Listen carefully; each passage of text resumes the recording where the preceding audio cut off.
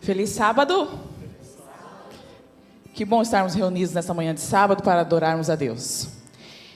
E meditando no verso que está em Efésios 3:20, que diz assim: Ora, aquele que é poderoso para fazer infinitamente mais do que tudo quanto pedimos ou pensamos, a Ele seja glória por todas as gerações, para todo sempre.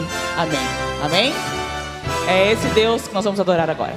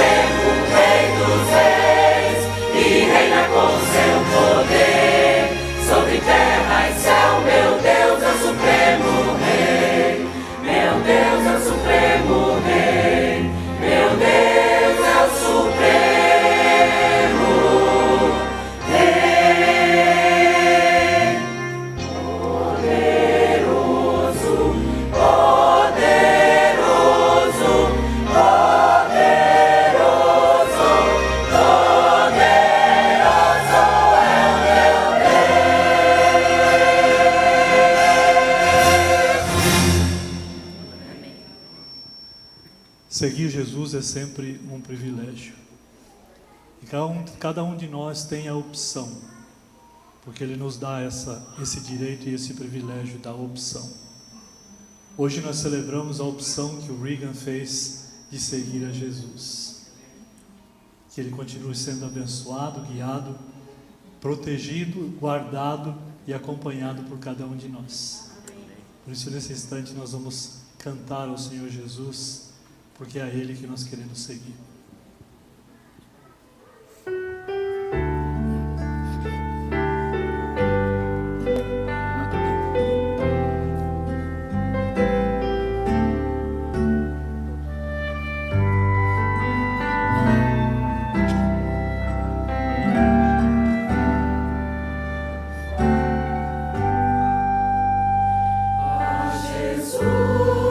Seguir eu quero,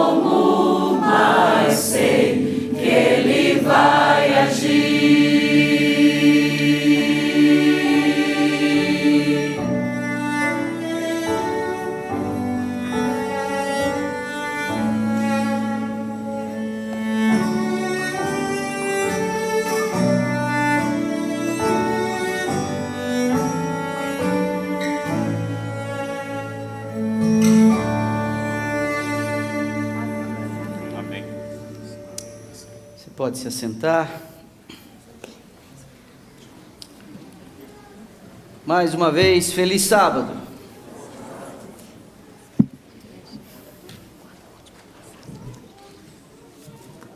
Como o Joesel mencionou, na última quinta-feira, nós estivemos ali na casa do seu Oliveira e na presença dos seus familiares, nós prestamos um culto a Deus numa cerimônia íntima e bastante emocionante. E nós procedemos ali com a unção do seu Oliveira, com a sua esposa ao lado. Foi um momento espiritual muito rico. E eu estimulo você aí a, durante o dia de hoje, interceder por essa família, interceder por esse homem. Ele está vivendo seus últimos instantes e já agora sob cuidados bem especiais nesse contexto de fragilidade, de sensibilidade. Então, é o patriarca aqui da igreja e depois de 90 anos bem vividos, agora temos já a impressão que ele vai depondo suas armas, não é? Um homem de Deus, um homem de Deus. Obrigado pelo carinho aqui manifestado pela igreja na figura aqui dos anciãos em relação ao dia do pastor. Nós, tradicionalmente no mês de outubro, a igreja se volta, né, para dar uma palavra aqui de apreciação e tudo mais. Nós nos sentimos honrados de poder servir a Deus como pastores do rebanho. Graças a Deus por isso. Estive fora aí durante 3 finais de semana, emendei uma tarefa que eu precisava desempenhar lá no estado do Espírito Santo, com alguns dias de férias, e podia ficar com os meus pais em Santa Catarina. Foram dias muito especiais, memórias que né, nós precisávamos ter. O Otto nasceu em 2021, no meio ainda de uma pandemia.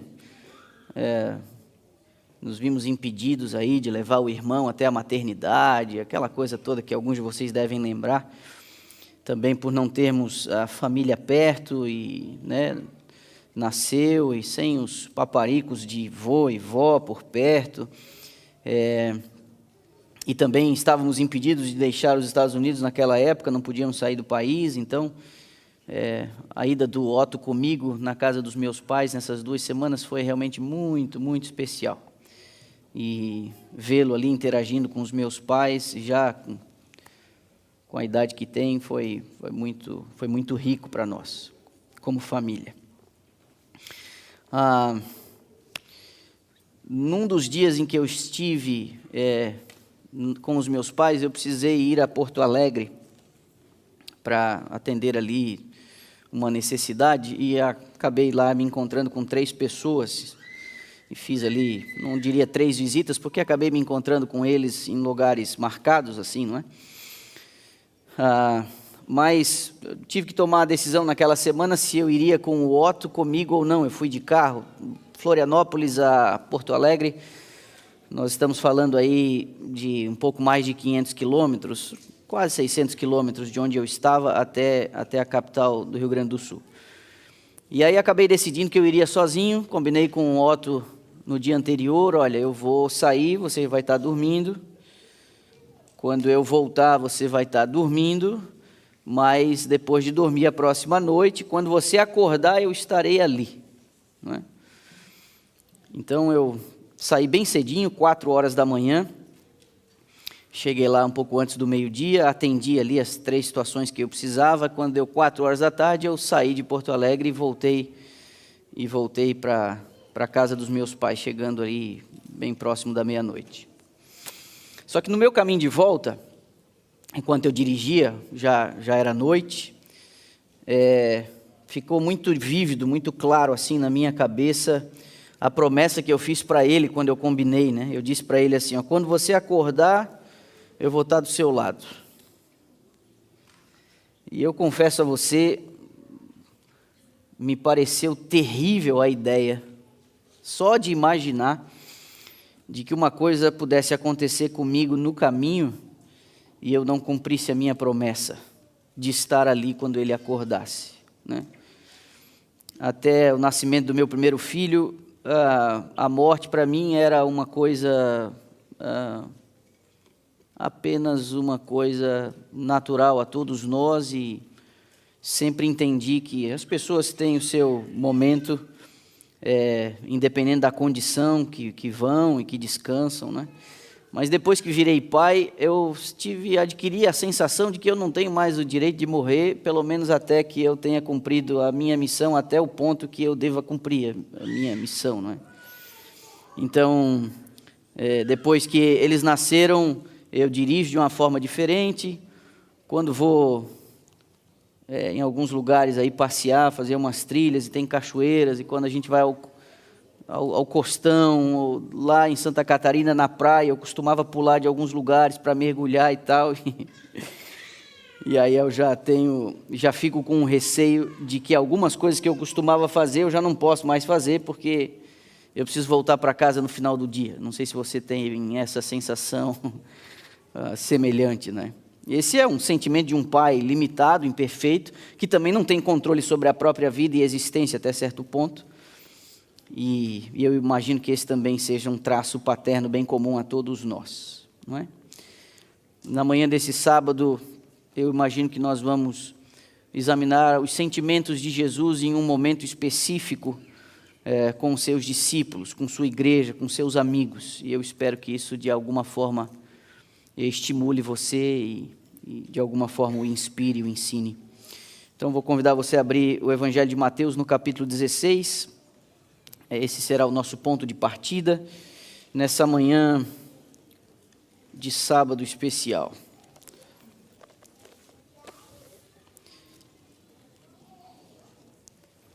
Mateus capítulo 16. E tendo encontrado, eu vou pedir para você inclinar a sua cabeça para a gente orar.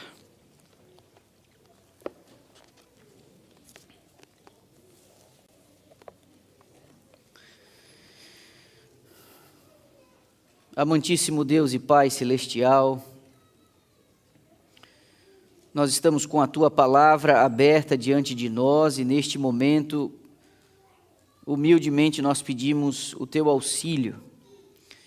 Nós queremos refletir sobre os Teus ensinamentos e temos o desejo de que a palavra sagrada da Escritura produza em nós os frutos tão necessários e tão esperados. Por favor, que o Teu Espírito tenha plena liberdade em sondar nosso coração, em gerar em nós a humildade necessária para aprender, que haja em nós a disposição de obedecer o Senhor, pelo simples prazer de refletir Teus atributos, porque a obediência faz isso, a obediência faz com que nós nos pareçamos mais com o Senhor, na pureza, na santidade, no afeto, no amor, e a Tua palavra produz em nós essa transformação. Então, por favor, Senhor, fala conosco, nos presenteie com a Tua extraordinária presença aqui, que ela dê sentido a cada uma das coisas que nós estamos fazendo, e que o Senhor seja glorificado no meio do Seu povo na manhã deste sábado. Nós oramos em nome de Jesus, o nosso Senhor. Amém. Mateus capítulo 16, eu chamo a sua atenção ao verso 21, que na minha versão eu leio assim: Desde esse tempo, Jesus começou a mostrar aos seus discípulos que era necessário que ele fosse para Jerusalém, sofresse muitas coisas nas mãos dos anciãos, dos principais sacerdotes e dos escribas, fosse morto e no terceiro dia ressuscitasse. Você tem o correspondente na narrativa dos evangelhos em Marcos capítulo 8, Quase as mesmas palavras foram utilizadas para descrever este momento que Jesus antecipa o seu destino. Jesus, ao antecipar o futuro aos 12, ele foi movido por uma infinita compaixão. Antecipar a informação da sua morte, da sua partida, era uma tentativa dele de preparar os seus discípulos para enfrentar uma dor que seria inevitável. Avance um pouquinho até o Evangelho de Lucas, agora no capítulo 9. Repare na perspectiva deste que, como resultado da pesquisa, produziu o seu Evangelho. Repare o verso 22, capítulo 9 de Lucas. É necessário que o Filho do Homem sofra muitas coisas, seja rejeitado pelos anciãos, pelos principais sacerdotes e pelos escribas, seja morto e no terceiro dia ressuscite. Você viu? É praticamente a mesma coisa. Agora avance até o verso 45 do mesmo capítulo. Eles, porém, não entendiam isso, lhes foi encoberto para que não compreendessem, e temiam fazer perguntas a Jesus a respeito desse assunto. Apesar de clara, a partida prematura de Jesus não foi entendida pelos discípulos como você acabou de perceber. Numa outra oportunidade, Jesus prediz novamente o seu destino aos discípulos, e a reação deles, agora na ótica de Marcos, repare bem, vá até o capítulo 9, mas não de Lucas, Marcos, e o verso 32, porque aqui ele nos traz uma expressão que é importante para a gente conseguir produzir aqui o raciocínio. Verso 32 do capítulo 9, eles, porém, não compreendiam isto e tinham medo de perguntar. Essa foi a reação. Mateus se refere a esse momento, dizendo que eles se entristeceram grandemente, está no capítulo 17 de Mateus. Lucas, lá no capítulo 9, a gente acabou de ler o verso 45, diz que eles não entendiam isso e que era como se isso tivesse sido encoberto a eles. Então, nesse contexto, Jesus, quando diz a primeira vez, olha, eu vou ter que ir para Jerusalém e a coisa vai ficar ruim para mim lá, ele indica quais eram ou quais seriam os atores desse momento difícil da vida dele. Os anciãos, os sacerdotes, os principais, os escribas. Ele deixa claro quem atuaria nessa rejeição e nesse sofrimento. E ainda que ele tivesse antecipado isso aos discípulos, você consegue perceber uma resistência da parte dos discípulos de entender e aceitar essa antecipação. Então, 8 dias depois de ele falar a primeira vez, eu tenho que ir para Jerusalém, observe o que acontece. Volte a Lucas, por favor.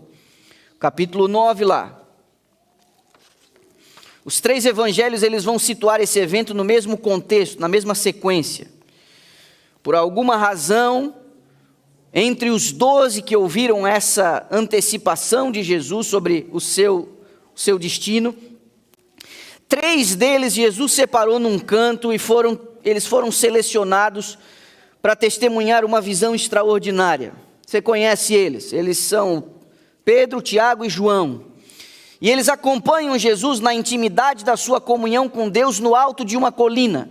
Jesus estava com os 12, 8 dias depois de ele ter antecipado que ele teria que ir para Jerusalém e seria morto. E ele diz, Pedro, Tiago, João, vocês me acompanham, os outros, os 9, podem ficar aqui embaixo. O que Pedro, Tiago e João não imaginavam é que eles teriam a oportunidade de presenciar uma cena gloriosa. Lucas ainda nos diz que foi, como eu mencionei, uma semana depois. Verso 28 do capítulo 9 de Lucas. Cerca de 8 dias depois de proferidas estas palavras, tomando consigo Pedro, João e Tiago, subiu ao monte com o propósito de orar. E aconteceu que enquanto ele orava, a aparência do seu rosto se transfigurou, as suas vestes resplandeceram de brancura. eis que 2 varões, 2 homens falavam com ele. E Lucas diz quem foram: Moisés e Elias, os quais apareceram em glória e falavam da sua partida, que ele estava para cumprir em Jerusalém. Você percebeu qual foi o assunto? Falavam da sua partida para Jerusalém. Essa era a conversa.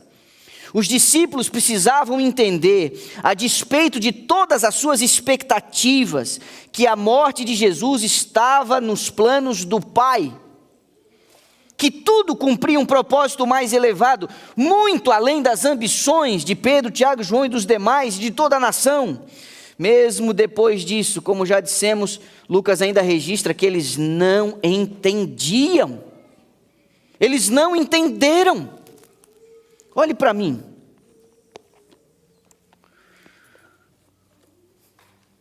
Faz parte da maturidade humana a gente lidar com as expectativas. Só que você sabe uma coisa? Quando nós esperamos uma coisa com muita força, isso pode ser um problema.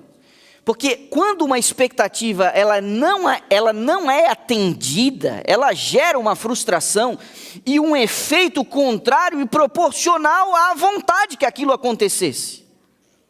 E você sabe que no cerne, na essência da decepção dos discípulos e do não entendimento deles, estava uma expectativa distorcida de quem seria Jesus e quem seria o Messias. Eles não esperavam algo como o que aconteceu. E se você ler o texto, você vai perceber, sem muito esforço, que Jesus foi claro: eu vou para Jerusalém. Ele diz o destino, a capital. Lógico, lá funcionava a Suprema Corte, lá funcionava o centro religioso e político da nação, lá a capital. E eles sabiam que lá a coisa não estava fácil para Jesus. E ele falou: eu vou para lá. Não é que eu vou ser levado para lá, não é que eu vou ser carregado para lá, não é que eu vou ser arrastado para lá, eu vou para lá. Jesus caminha em direção ao seu destino mortal, e ele diz isso com todas as letras: eles vão me machucar, eles vão fazer eu sofrer de muitas formas. É uma das expressões que os evangelistas utilizam. E ele diz, são os anciãos, os principais, os escribas. Ele deixa claro onde, quem e como que ia acontecer. A minha pergunta, sem muito esforço, ficou claro para você o recado de Jesus para eles ou não? Sim ou não? Aí, 8 dias depois, ele volta a dizer isso. Só que, olha como funcionava a cabeça deles.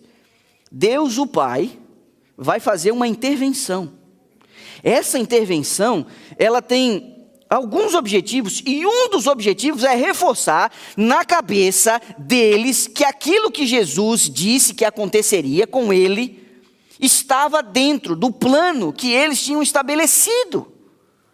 Olhe para mim, a cruz não foi um acidente, a cruz não foi um assassinato, a cruz não foi algo que fugiu do controle da agenda de Deus, a cruz não foi nada disso, não precisava ser do jeito que foi, mas a entrega, a transferência da culpa, a ira de Deus sobre Jesus, tudo isso cumpria um propósito, para salvar a humanidade. E Jesus sabia disso. Então Deus faz uma intervenção. Ele manda, uma semana depois de ter começado a conversar com os discípulos sobre isso, ele manda 2 figuras lá do céu. Essas 2 figuras, elas tinham antecipadamente herdado a recompensa. E Deus fez isso de uma maneira bem didática. Um deles foi um tal de Moisés. Esse morreu e foi sepultado no alto de uma montanha, lá na fronteira com a terra prometida. Só que Deus, o que ele fez? Deus ressuscitou ele, Deus ressuscitou o corpo dele depois de algum tempo e levou para o céu, mesmo Satanás, e isso a Bíblia diz lá na epístola de Judas, que Satanás falou: não, você não pode fazer isso. E Deus ainda assim leva Moisés como um símbolo de todos os que um dia seriam ressuscitados e que morariam no céu. Só que o outro que desce para falar com Jesus nessa noite, que estamos lendo aqui, é um tal de Elias. Esse não morreu, até ele queria, mas não morreu. E ele foi levado para o céu vivinho da Silva, numa carruagem de fogo. E Elias, diferente de Moisés, Elias é um símbolo dos salvos que não vão passar pela experiência da morte, que serão transladados vivos quando Jesus voltar. Então você tem dois camaradas que representam o grupo de salvos, os que passaram pela experiência da morte e os que não passarão pela experiência da morte, e Deus manda os dois lá falar com Jesus. São dois seres humanos. Deus não mandou Gabriel, que era um portador de grandes notícias, que falou com Maria, que anunciou o nascimento, que falou com Daniel, que mais tarde falaria com João no Apocalipse. Deus não mandou o principal anjo, o anjo comandante do céu. Deus não mandou. Deus não mandou um dos serafins, aqueles que têm 6 asas e que cantam, que são santos e que são extraordinários, que jamais ficaram contaminados. Deus não mandou um desses também. Deus mandou quem? Deus mandou o Moisés e o Elias, que moravam no céu como uma espécie de nota promissória, cheque pré-datado. Faz sentido isso para vocês? Eles moravam lá sem poder morar lá. Sabe por quê? Porque a salvação deles e o preço do pecado deles, e nós conhecemos os pecados de Moisés e de Elias, e eles pecaram, como eu e você. Os pecados deles ainda não tinham sido pagos. Então o que Moisés e Elias vieram falar com Jesus quando desceram? Vieram falar do quê? Vieram falar do pagamento da salvação deles. Se você reparou, Moisés e Elias estão falando com Jesus sobre a sua, o quê? Partida para Jerusalém. E a partida para Jerusalém representava o quê? Senão a morte de Jesus. Então Deus o Pai manda Moisés e Elias, dois camaradas, para falar com Jesus, dois seres humanos, já glorificados, antecipadamente, para dizer para ele: você precisa ir lá. O Pai mandou a gente vir aqui para dizer que esse continua sendo o plano, você tem que ir para lá. E aí você tem Pedro, Tiago e João, vendo os 4 conversando. O rosto de Jesus brilha como o sol, ficou transfigurado, as suas vestes com um branco que eles jamais tinham visto. Aí vem Moisés e Elias e fica claro, eles sabem que é Moisés e Elias, eles estão conversando e os 3 observam a conversa é: tem que ir para Jerusalém para morrer. E eles ainda, o que diz o texto, eles não entendiam. Não é que eles eram burros, não. É que quando a gente quer muito uma coisa, a gente não entende. E o que eles queriam era um reino bem diferente, um Messias bem diferente. E eles levaram bastante tempo para entender isso. Cabeça dura, não é? Pode ser que eu esteja falando para alguém nessa manhã que deseja tanto uma coisa que não está conseguindo ver o óbvio diante de si. O que você deseja para a sua vida, para os seus dias, para a sua família? Porque se você deseja algo muito ardentemente, se você deseja algo muito forte no seu coração, essa coisa que você deseja demais pode estar cegando o seu entendimento para aquilo que é óbvio, que é um plano muito superior que Deus tem para a sua vida. E é meu dever nessa manhã olhar para você e dizer assim: ó, ei, cuidado com o que você deseja. Só que o coração de Jesus é uma coisa extraordinária.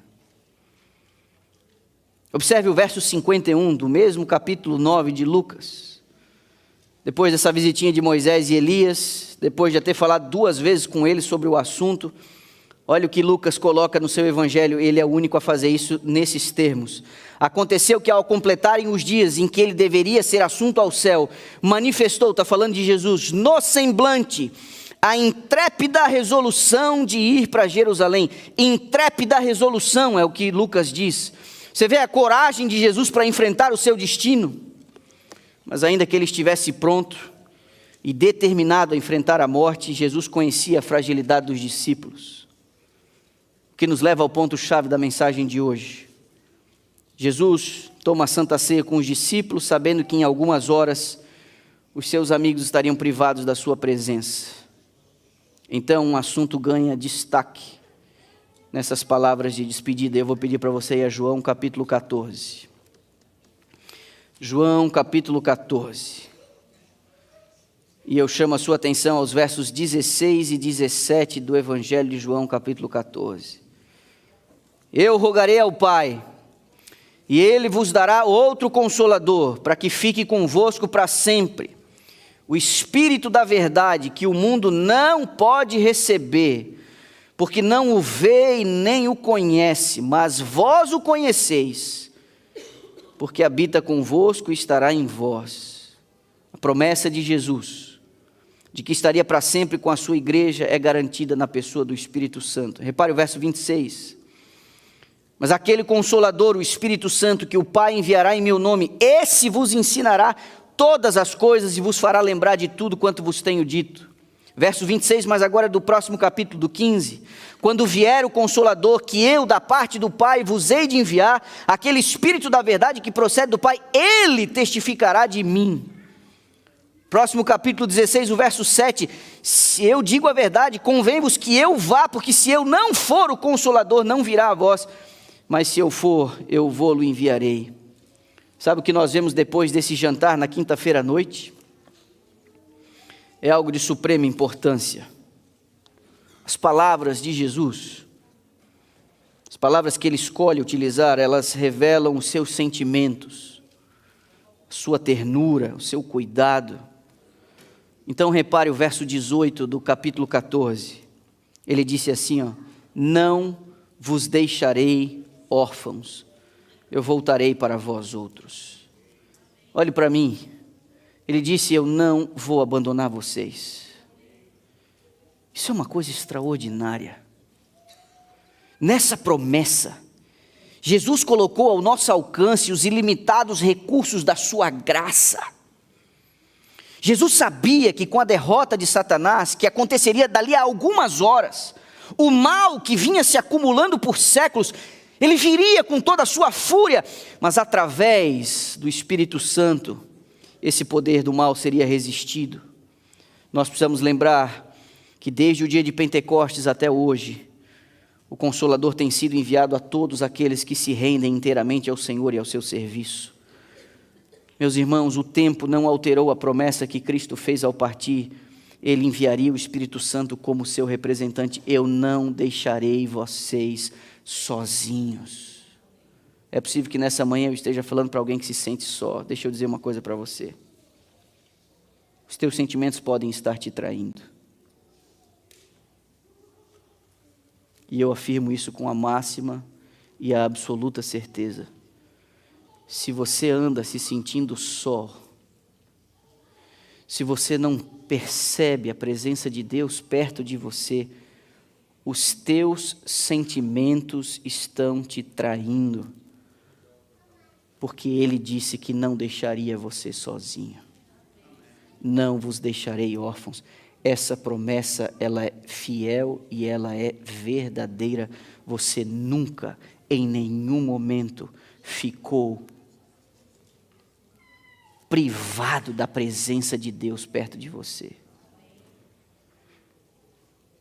Você pode, por suas escolhas ruins, por seus desvios, pelos teus descaminhos, você pode ter perdido os privilégios da bênção de Deus, mas a presença dEle, dessa você não ficou privado, porque Ele cumpre as suas promessas, e Ele está pertinho de você. Não é por qualquer limitação da parte de Deus que as bênçãos da sua graça deixam de alcançar você.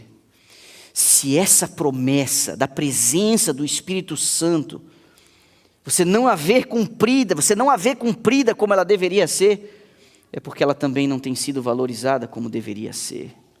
Se todos nós estivéssemos dispostos, todos nós seríamos cheios do Espírito Santo. E aí, minha igreja querida, onde a necessidade do Espírito Santo é pouco reconhecida, o que a gente consegue perceber? Sequidão, escuridão e declínio espiritual. Mas a sensação de abandono, tristeza e solidão pode ser resolvida com a presença do Espírito Santo em nossa vida. Todos, sem exceção, que aceitam a Cristo como seu Salvador pessoal, o Espírito Santo vem como Consolador, como santificador, como guia e como testemunha. E sabe o que nós vamos testemunhar hoje? Nós vamos testemunhar alguém que publicamente, diante de família, e diante de amigos, e diante de uma comunidade, quer dizer a plenos pulmões: meu coração pertence a Jesus Cristo. Meu coração pertence a Deus. Eu sou propriedade de Cristo. E o céu se manifesta, age e atua numa decisão assim, concedendo o Espírito Santo a uma pessoa que assim deseja receber Jesus, e esse Espírito Santo vem de uma forma especial. Você percebe? Jesus não se desviou de sua missão.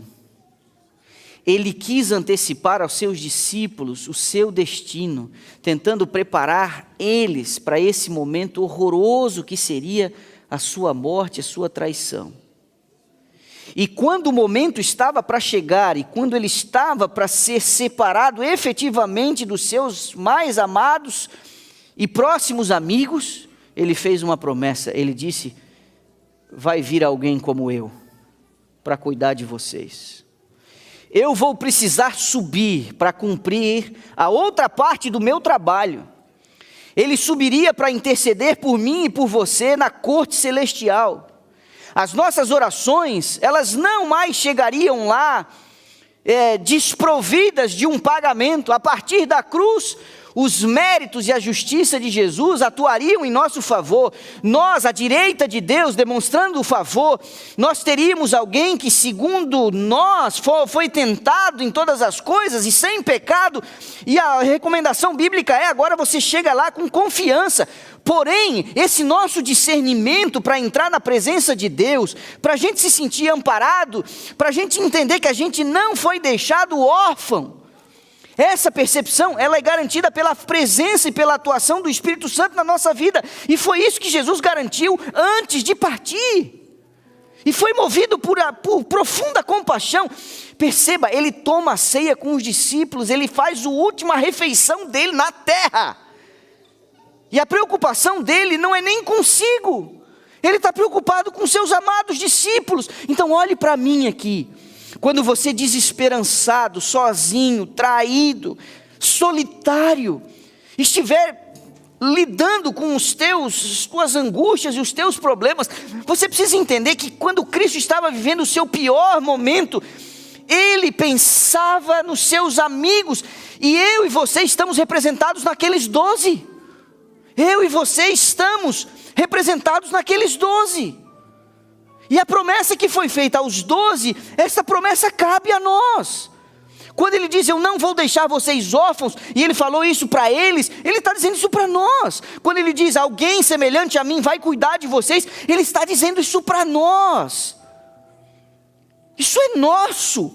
Isso não é um relato milenar de um livro escrito há não sei quantos anos atrás. Isso é nosso. Pegue para você isso hoje pela manhã. Você não foi deixado à própria sorte, você não está sozinho.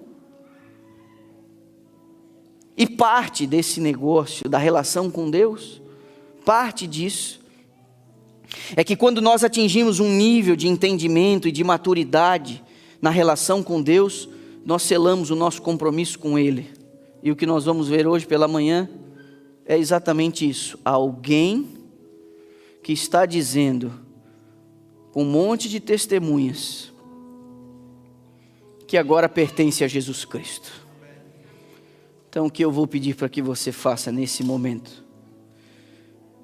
com o impacto da palavra de Deus no seu coração, com a certeza de que Ele dá a você, de que você não foi deixado sozinho, nós vamos hoje nos alegrar com alguém que reconheceu em Jesus o seu melhor amigo, o seu melhor companheiro, e que hoje será selado pelo Espírito Santo de Deus como sua propriedade.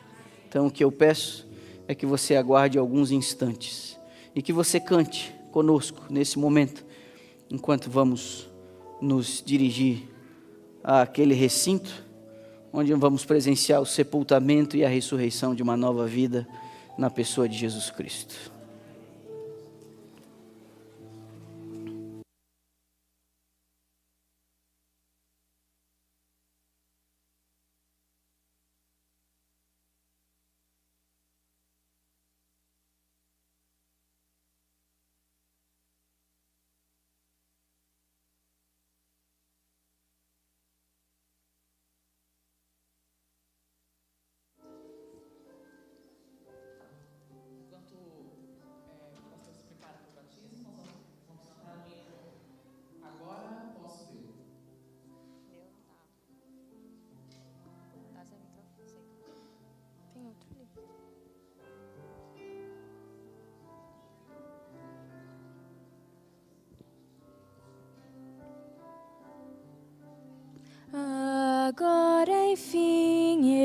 posso ver da fonte ali correr o sangue que o meu Jesus por mim verteu na cruz.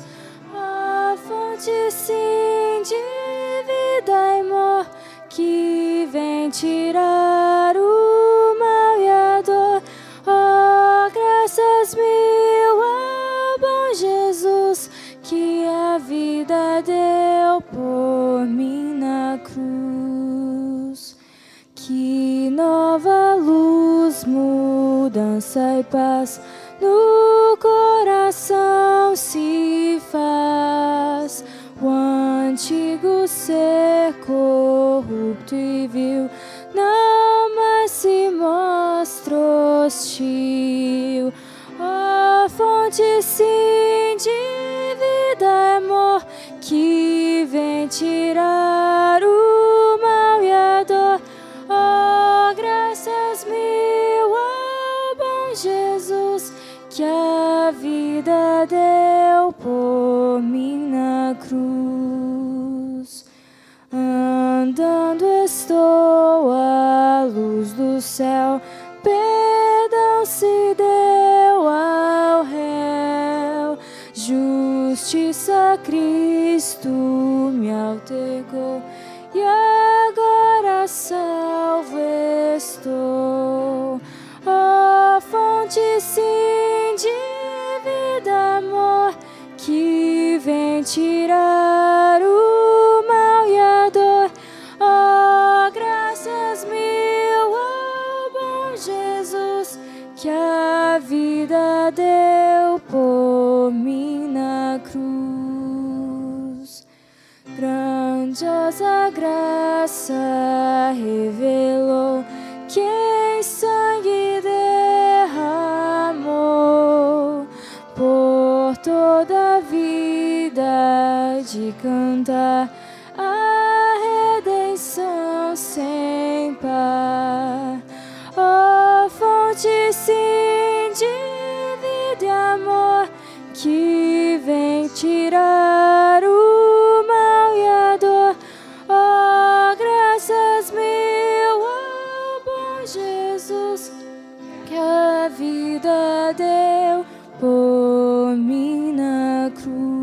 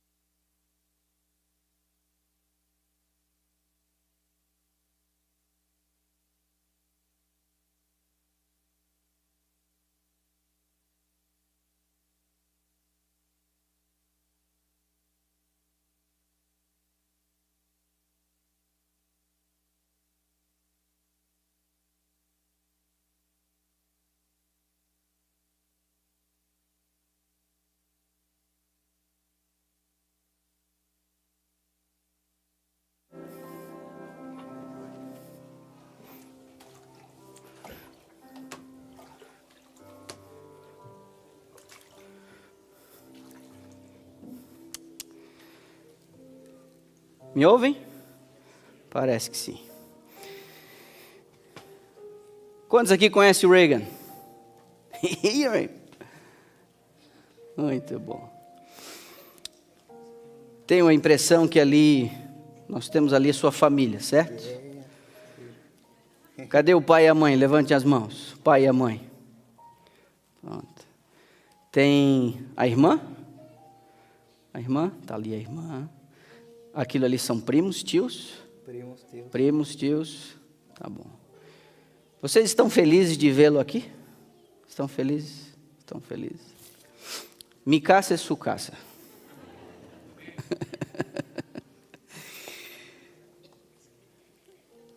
Reagan chegou aqui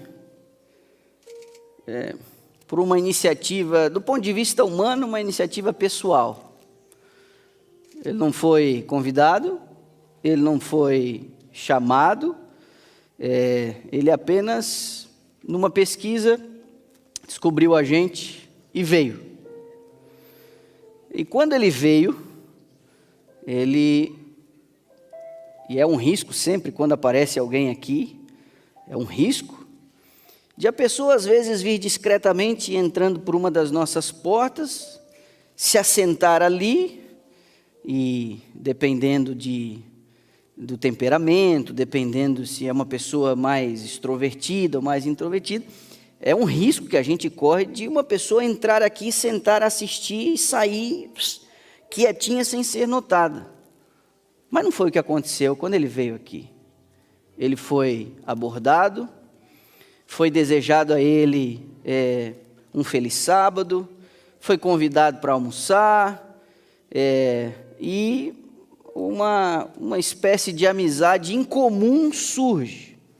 Porque o Reagan é um camarada novo, e seria natural se pessoas da mesma faixa etária que ele chegassem ali, conversassem com ele, batessem um papo, que é muito próprio, das pessoas que se veem muito parecidas, mas não foi o caso. O que se deu foi uma abordagem de um casal que já tem aí mais de 30.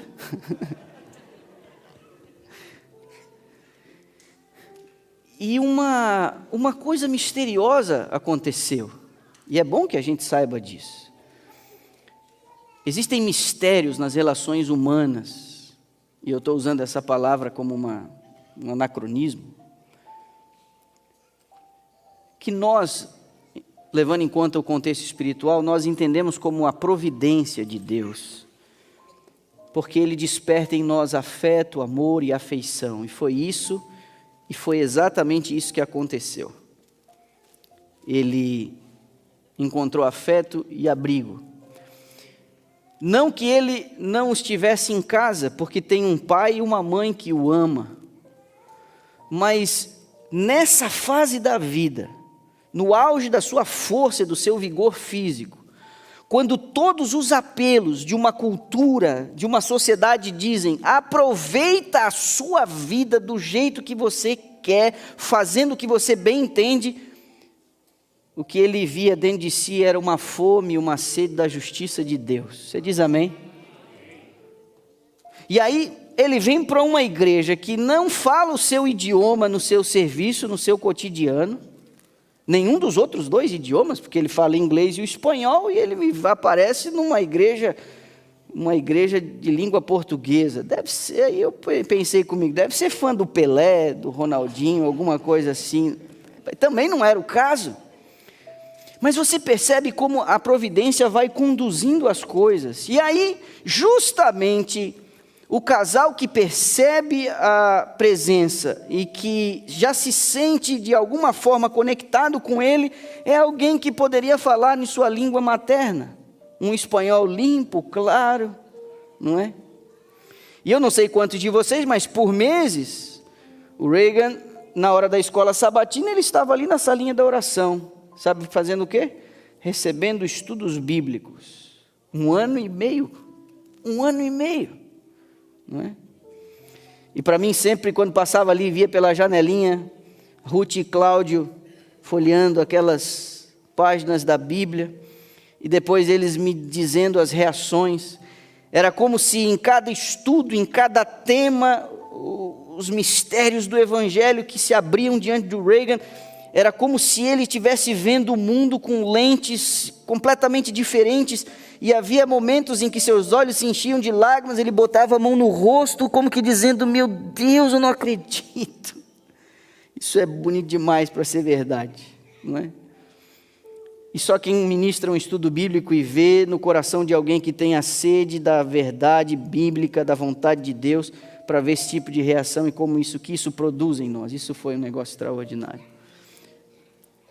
E eu orei a Deus essa semana para saber como que eu ia conduzir esse momento aqui. Porque para esse menino, o Reagan, chegar nesse lugar com essa idade para tomar essa decisão, ele contou com um pai e uma mãe que o educaram de tal forma que quando Deus falou com ele, ele conseguiu ouvir a voz de Deus. Muito obrigado. Isso tem sido cada vez mais raro. Isso tem sido cada vez mais difícil. E o trabalho que vocês fizeram em educá-lo merece aqui o nosso destaque e a nossa alegria e a nossa gratidão. Muito obrigado. Para mim é uma honra viver, de certa forma, esse momento que ao longo de quase 2 décadas vocês vêm construindo tijolinho a tijolinho.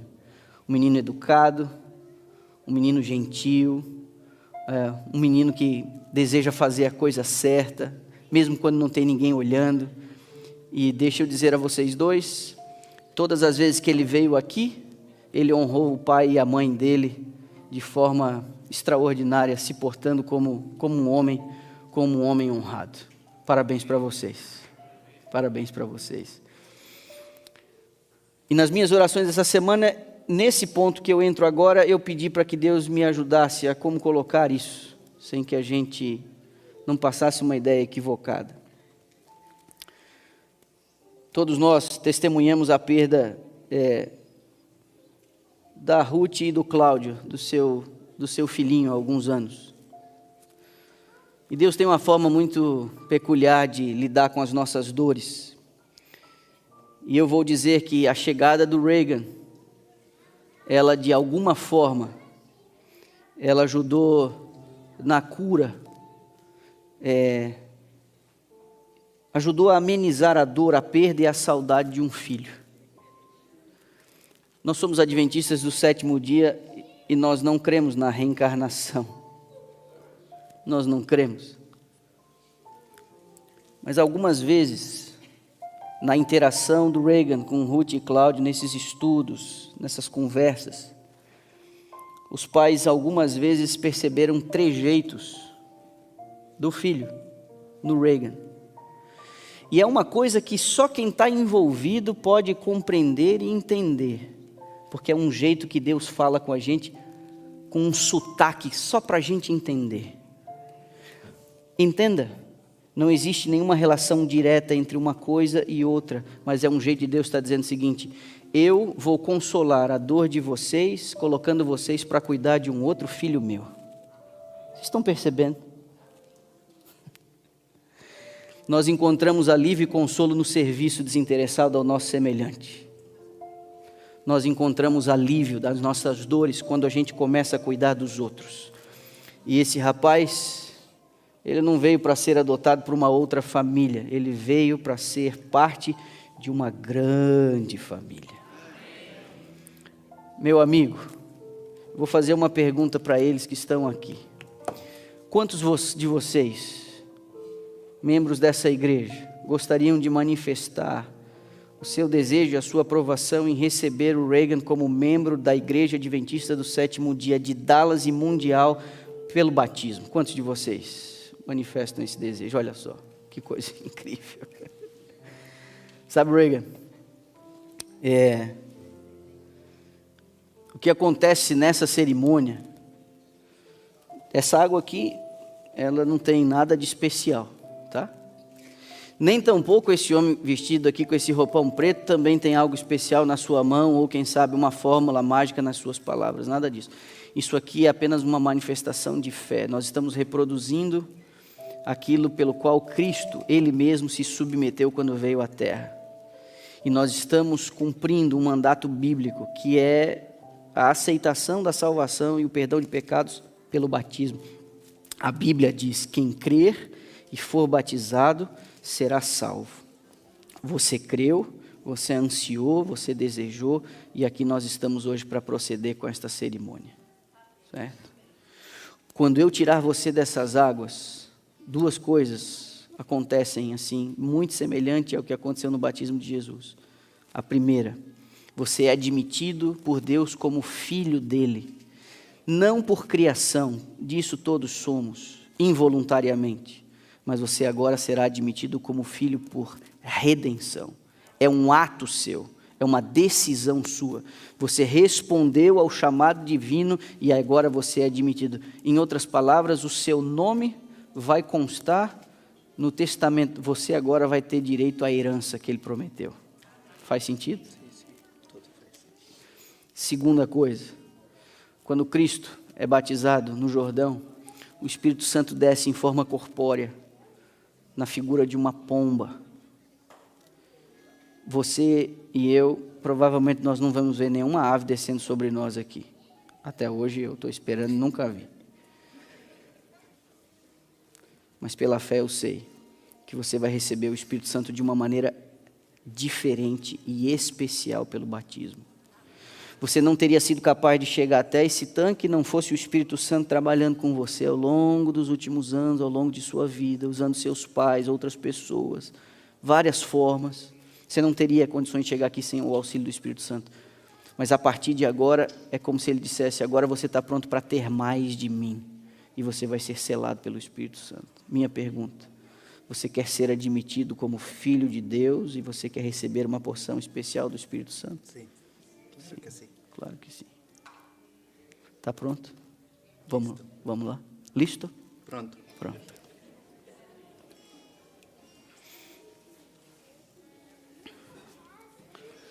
Deixa eu me certificar. Família, está tendo um bom ângulo disso? Tem uma imagem gerada aqui para vocês? Conseguem ver direitinho? Conseguem ver? Vamos fazer uma coisa aqui. Vamos fazer um antes e depois, Bregan. Vamos olhar para aquele camarada. Vamos fazer uma foto agora. Que são seus últimos instantes e os primeiros instantes. Tá bom? Nós vamos fazer uma antes e depois. Tá? Muito bem.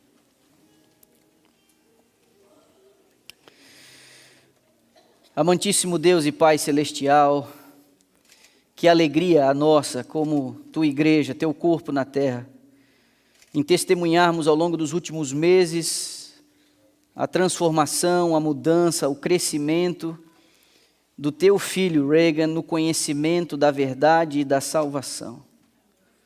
E ele responde favoravelmente aos convites e apelos do teu Espírito, dizendo por conta própria, usando o seu livre-arbítrio, de que ele quer entregar o seu coração e a sua vida inteiramente nas mãos e sob os cuidados do Deus eterno.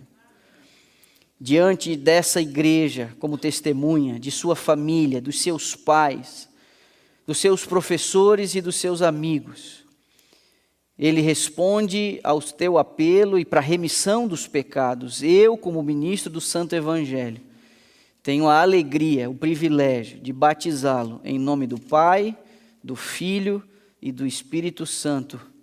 Amém. Deus te abençoe.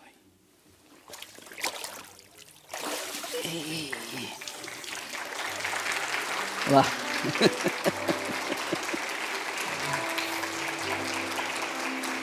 Me dá um abraço aqui agora. Deus te abençoe. Tá bom?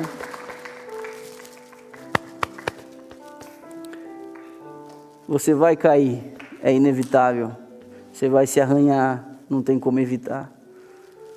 Mas o que você fez hoje, aqui, agora, diante dos nossos olhos, é algo extraordinário. Volte para esse dia, para esse compromisso todas as vezes que for necessário. E entenda que o perdão dos teus pecados, que foi adquirido agora pelo batismo, pela remissão dos teus pecados, pelo arrependimento, pela confissão pública, todas as vezes que você se ajoelhar para pedir o perdão e a graça de Deus, você será lavado pelo sangue do Cordeiro. Jamais acredite que esse dia não foi suficiente, porque você foi admitido como filho no reino dos céus. Percebe? Você é um amado de Deus e Ele não deixou você sozinho. Tá? Dá um oizinho lá para tua mãe e para teu pai. Isso.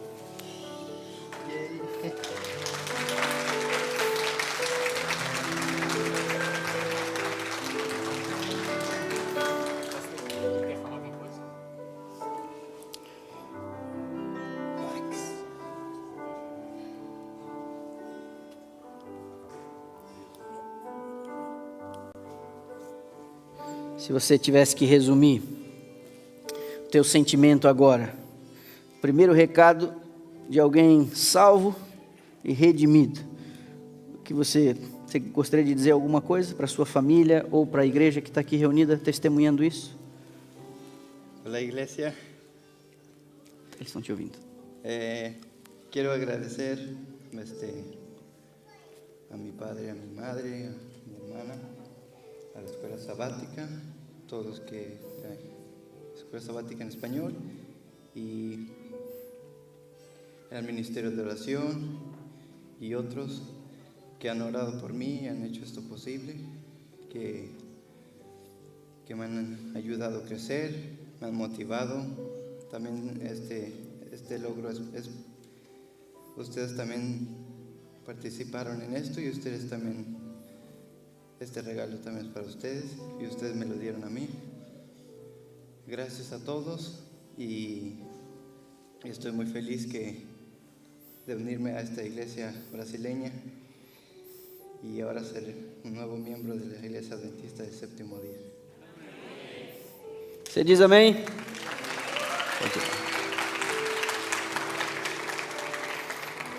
Convidar você a colocar-se em pé, nós vamos orar, vamos despedir você nessa manhã de sábado. Deus amado, receba a nossa gratidão, receba a nossa alegria, porque a alegria é nossa, mas a glória é toda tua. Nos ajude a cumprir a missão que o Senhor nos confiou nesse lugar, nessa época, nessa cidade, nesse momento. E que a gente jamais deixe passar desapercebido uma alma que busca aqui respostas, conforto, alento e instrução. Que o Senhor desperte sempre alguém que consiga olhar para o lado e que essa conexão de amor se estabeleça para que renda frutos como este que vimos aqui hoje pela manhã. Nos despeça com a tua paz, com a tua bênção, com a tua companhia. Oramos em nome de Jesus. Amém.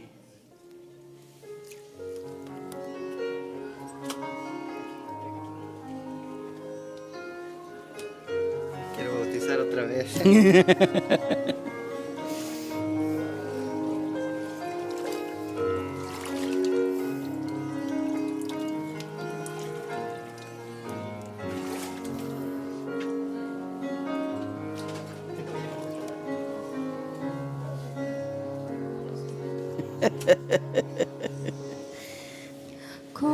Espero que eu não tenha exagerado. Eu vou. Não? Eu sei que tudo que você falou, Jesus, cheio Meu medo era do teu o mesmo que o seu, não é? amor, Então eu fui iluminado por tua luz, permaneça em Deixa só eles três, quem sabe vem aqui que tem mais luz, ó. Vai ali um pouquinho ali, ó, que tenha mais luz. Pra ele poder... Não, dá de boa, deixa só eles três aí. Senhor, faz-me um servo teu por onde eu for, só a ti cantarei em louvor. Aleluia. Sim. Tá. Aleluia. Tá bom. Estarei lá já já. Valeu, Claudião. Aleluia.